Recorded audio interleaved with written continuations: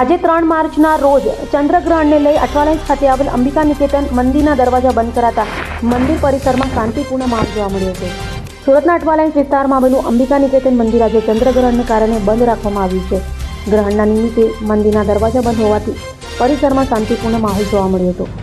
મંદિરના દરવાજા બંધ હોવા છતાં ભક્તો મંદિર બહાર પહોંચી ગયા હતા અને બહારથી જ માતાજીના દર્શન અને પ્રાર્થના કરતા નજરે પડ્યા હતા. તો મંદિરના ટ્રસ્ટી ચંદ્રિકાબેન અંબિકા તરફથી સ્પષ્ટ અપીલ કરવામાં આવી કે કાલે સવારે મંદિર નિયમિત સમય મુજબ ખુલશે અને ભક્તોને સરળતાથી દર્શન મળશે. વધુમાં ભક્તોને અપીલ કરવામાં આવી કે અનાવશ્યક ભીડ ન કરે અને કાલે સવારે નિયમ મુજબ આવી દર્શન કરે. આજે મંદિર બંધ હોવાથી ભક્તોમાં કાલે સવારે દર્શન કરવા માટે વિશેષ ઉત્સાહ જોવા મળી રહ્યો છે.